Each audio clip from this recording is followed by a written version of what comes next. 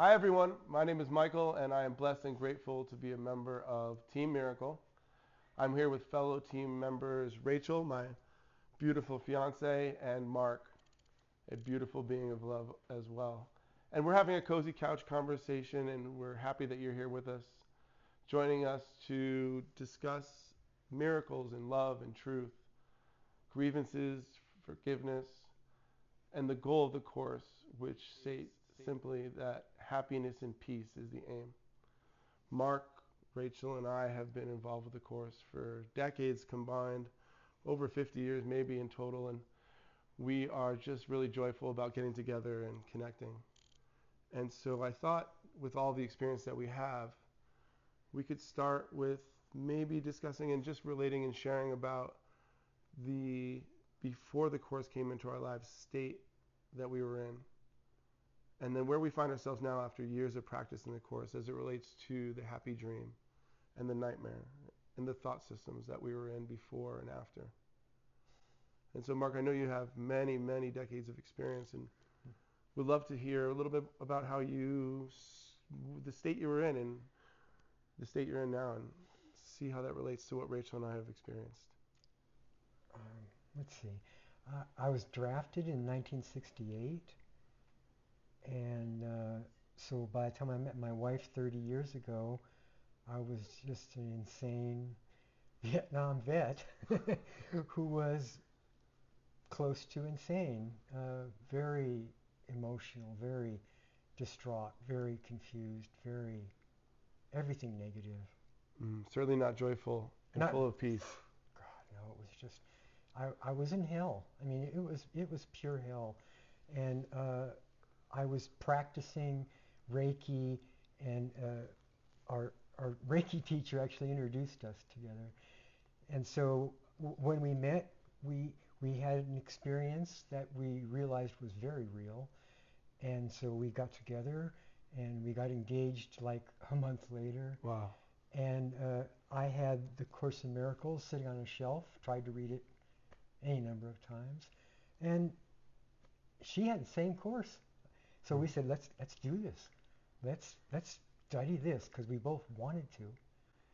So we studied it every day. We read it numbers of times every day. We did the workbook years on end. We just did it, and I learned about compassion. I learned about forgiveness. I learned about, well, from my wife, I learned pure forgiveness. I would have grievance for a week. She could get rid of a grievance in an hour, 5 minutes maybe. She was just pure forgiveness, and she taught me how to be a human being, because I wasn't a human being. I was a basket case. Yeah, you found yourself in, like as you said, that place of hell and insanity. Rachel and I can relate to a special moment in the sense of our connection and having a moment and an experience that was real, that we from time to time remember and talk about. But certainly, Rachel, you and I can relate to our own different but individual hells that we found ourselves in, dealing with the things that we had in common when we met, all ego-based. The lives that we were living in, like a search for that thing inside that was missing, and nothing filled it, and nothing was suitable, and nothing was satisfying, and it was just this next thing, when I have that, when I get here, when I accomplish that, then I'm going to be ready for peace, because I will have had these things, because I will have met. And you can put any condition in there. It'd be when the kids are happy, or when the house is paid off, or when I have this job, or whatever the things may have been, and nothing ever was. If those things would happen, and it would always be the goal would shift, and happiness was elusive in a way. And it was always like just a little disconnect and isolation of self. It's like I'm separate over here and you're over there, and I'm going to take care of me while taking care of you, but I still need to keep this separate. And never really feeling that true connection, and always wanting it, I think, and relate to the Course in the bookcase for years as well. And when I met Michael, he had just moved to Sedona to do his Course in Miracles life, full immersion, and Yeah, answering the call, which was very easy at the time, but I was in a personal hell. I had disconnected myself from the Course after many years of really excitedly and with different phases of engagement, understanding that my whole life had been about reaching that Course and learning that there was another path. But to be sure, I hid from it, and I suffered the choices that my perception really allowed me to understand that this wasn't what I wanted or where I wanted to be. So I also found myself in that hell for Michael's life. And the joy of a connection, which you've shared a little bit of, that Rachel and I are underway, but that you shared with your wife, and a really wonderful foundation of some of the process that we get to partake in with the Course by following the guidance and doing the lessons is transforming relationships into the holy relationship. And it sounds like you had decades of a holy relationship with your wife. How blissful was that? It was like any relationship, you know. There was ups and downs. There was always things to do, the world. But you know, it was each year it became more and more what we wanted. We were practicing. We would do the workbook every day, and then by the time she left really quickly, she fell down, had an operation, it went bad. She died 2 days later, and at that point we were being comfortable. We were feeling very little negativity, very little worldly stuff. Yeah. But we were still 3D. But then when as she was dying, I was going, oh my God, what am I going to do? How am I going to be without her? And then I was trying to, but she went so quickly, it really, she was gone. I was holding her hand.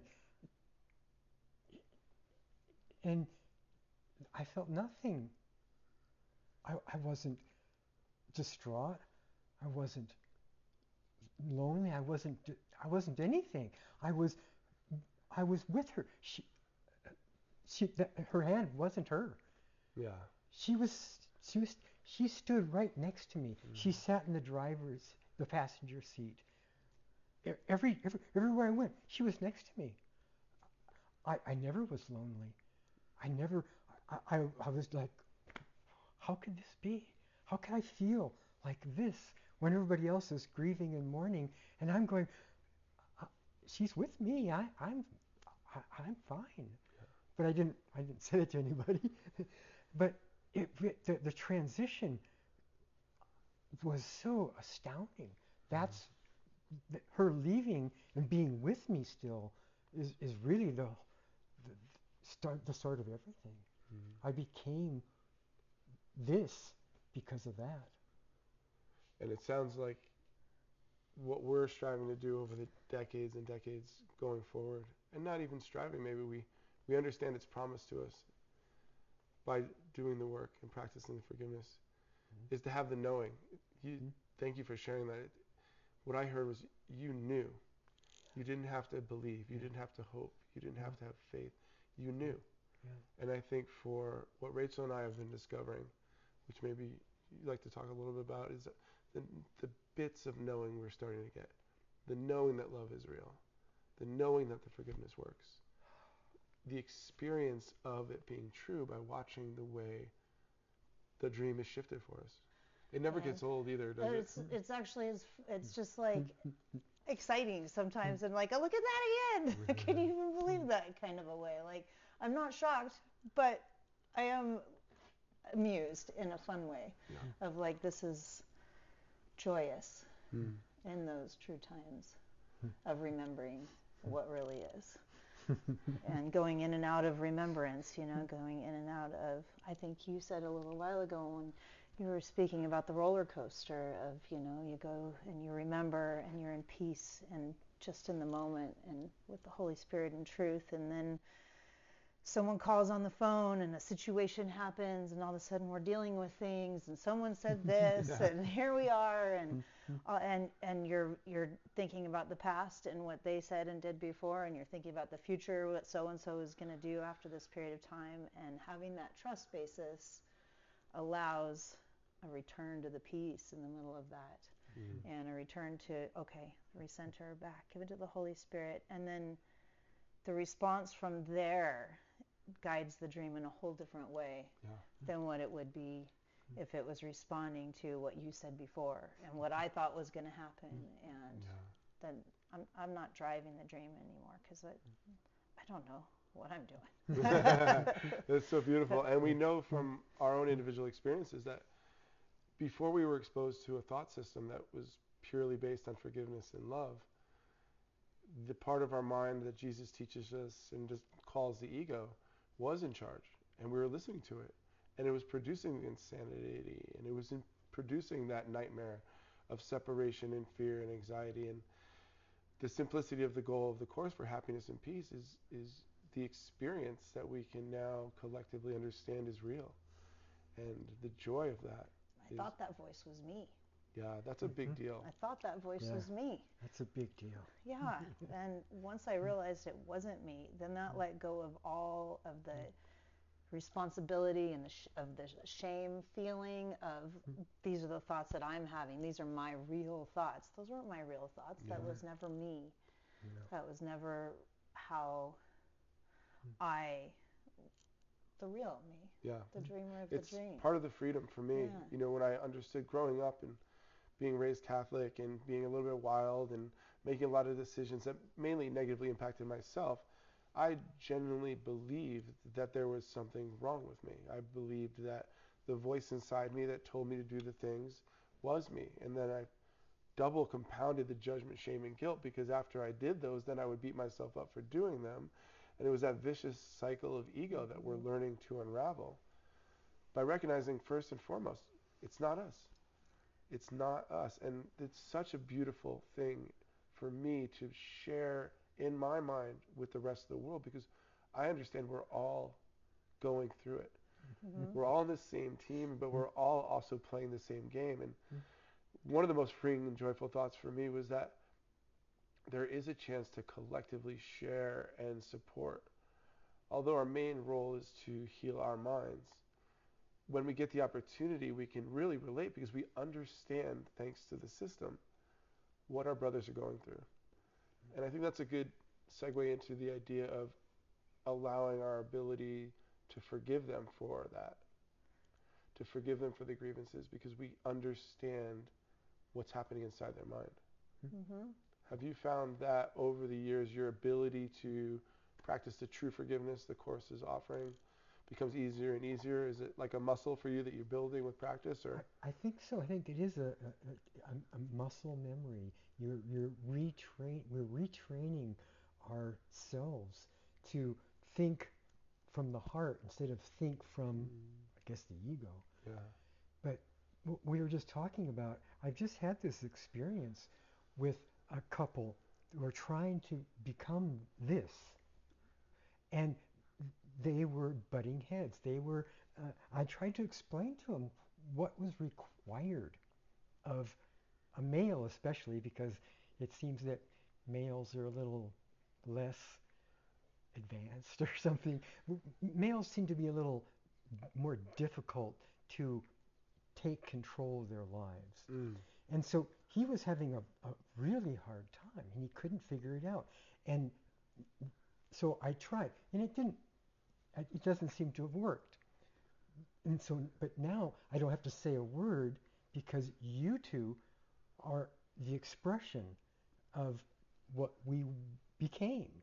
Not what we started with, but what we became. Yes. And it doesn't matter where in that cycle you become, because you can become only a couple of minutes at a time, and you're lost in the world for an hour, but then you go back to the reality again. Yeah. And then as time goes by, it's more and more, you're more and more in tune, you're more and more in love, you're more and more at one. Yeah. In that at one minute. is what the Course talks about. At one minute, atonement. Mm. And that's forgiveness. Yep. And the more you forgive, the more you become this truth. Forgiveness is so laced throughout the Course as it is really the key to our happiness. It's the key to our salvation. It is the key to the escape out of the illusion. And we have the ability to practice it constantly. Especially within the confines of the holy relationship. When you have that person who, it can be a romantic partner, it could be a sister, a parent, all of them, but that person that's close to you and, brings up things for you to have those grievances about, and you bring those up in them, and you can really and truly look at each other in true forgiveness and practice that, and not in a, you did this to me, but I forgive you, but a true forgiveness of I see you. And you see me, and we see love. That's it. That's exactly it. We see love. Mm-hmm. And we choose love, too. We choose love. And that's what we choose to see in each other. And that starts in a lot of ways by seeing it in our own mind. When we thought that voice we were talking about was us. Mm-hmm. That first moment of being able to step back and see that voice, but not be engaged with it as an identification of self. That's so great. And then as soon as you can do that in yourself, then you can see that's happening in someone else, and they're not aware, and then you can have empathy for that response and see that's true not really empathy. you. Yeah. That's the. Mm-hmm. I think it might be important for those who may be new to the Course or beginners in the Course, for just to mention the idea of true forgiveness as Jesus is teaching, and what we're talking about here is it's a forgiveness not of this world, because of the dynamic of the understanding that this experience we're having is not true reality. We are not committing to forgiving the acts that we seem to experience. What we are forgiving is, at the highest level, ourselves as spiritual beings for forgetting the truth that Jesus teaches us in the Course. And the forgiveness that we're offering starts at the level of form. But at the highest level, we are truly forgiving ourselves for forgetting that there is nothing wrong, that we have total innocence within us, that our ability to choose to forgive our brothers for what seems to happen is not in any way a denial. It reflects one of the lines that is pervaded throughout history to the 21st century of Jesus on the cross saying, "Forgive them, Father, they know not what they do." This is a major hint that I think has gotten lost in many different philosophical and religious systems. It was very clear that Jesus knew what was happening on the level of form. He was being tortured, abused, and crucified, and he clearly was sure that the soldiers knew what they were doing if this was real.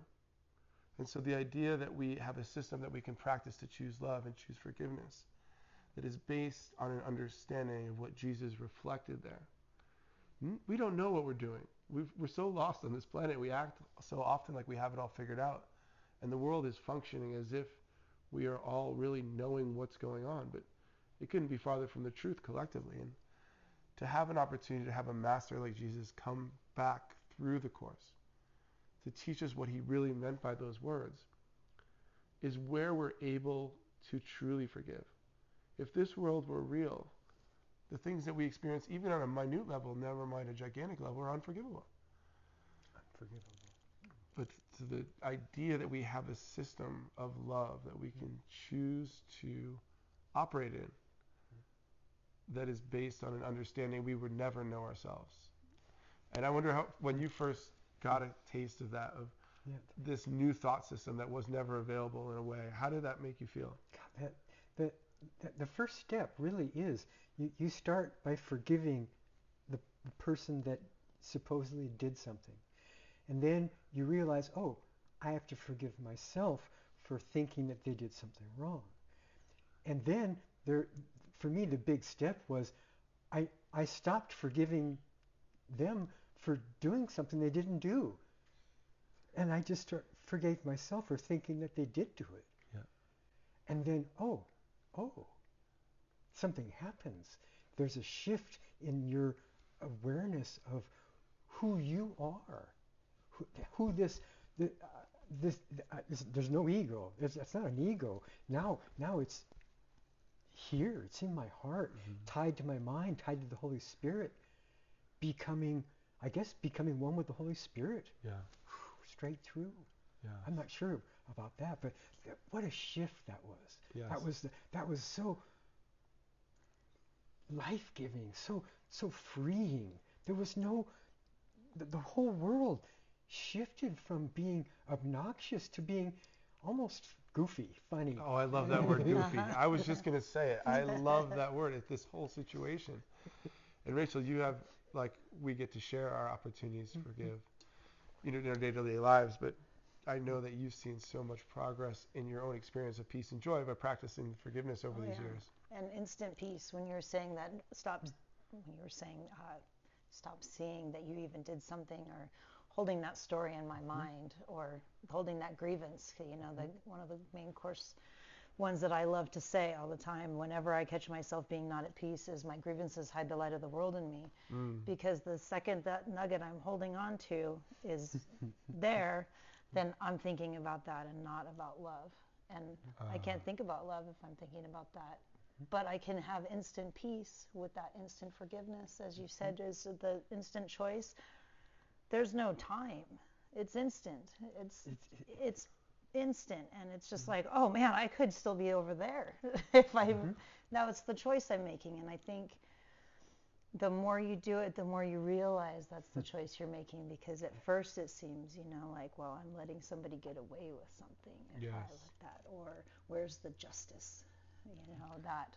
And that's a major difference between the forgiveness of the world and the true forgiveness. And it's really exciting just to hear you talk about it, because I've experienced you doing it, and I know I've seen that difference, and how the faster you recognize it and the faster you choose it, the faster you feel amazing.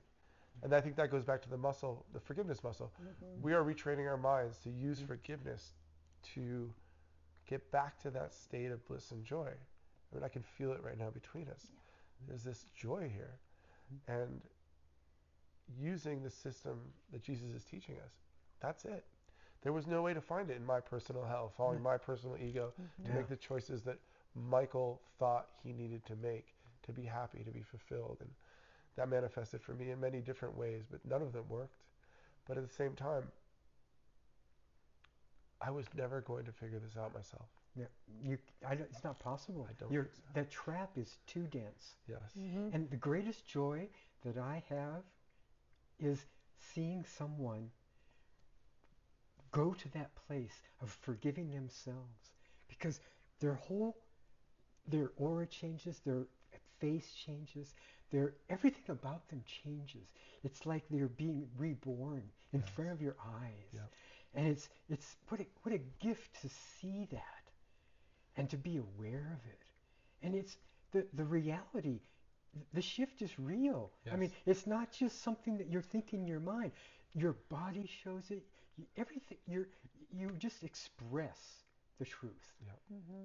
And people notice. I don't know. I mean, I'm looking at you just totally blissed out and loving it. And excuse me. And Rachel, I see it on your face, knowing when we met and the struggle we were under, individually and collectively, to free ourselves from substance use and from choices that were making us unhappy. And I know you see it with me as well. And sometimes, people ask. I had the pleasure of having someone ask me the other day at my job, is this real or is this an act? And to be able to sit there and understand that people are able to notice, because we're doing the work and we're practicing the forgiveness and we're reaping the rewards. And then we're playing the role of the teacher as Jesus guided us to do, by not necessarily the words, but by expressing to our brothers here, which is in truth expressing back to ourselves, that this is working, that this is your state, that this is what you want, that choosing love is the game to play. This is a real thing, and I think it's important just to point out, for those, again, who may have just come across this video and have no experience with A Course in Miracles, that A Course in Miracles is absolutely free. We're not here to sell anything to you. There is a book you can use, and most of us have the books, but available online is the Course, and that there is a gigantic amount of wonderful content on YouTube and from other areas of the internet to get totally free experience with this. And so I think that, you know, this conversation is not culminating in a pitch. We're not selling it, we're telling it. And the idea that we can be here is because we know it works, and that our lives have been changed, and we've literally been brought together. Jan has created this group, and we are going to continue to just share with each other and connect with the joy that we have. And this is what our benefit is. And I shared this with Rachel this morning, the idea that one other person might go onto this path and discover what we've discovered and do the work and share in the joy. And sharing the peace and the love and the joy. It's so just, good. it's everything that you want.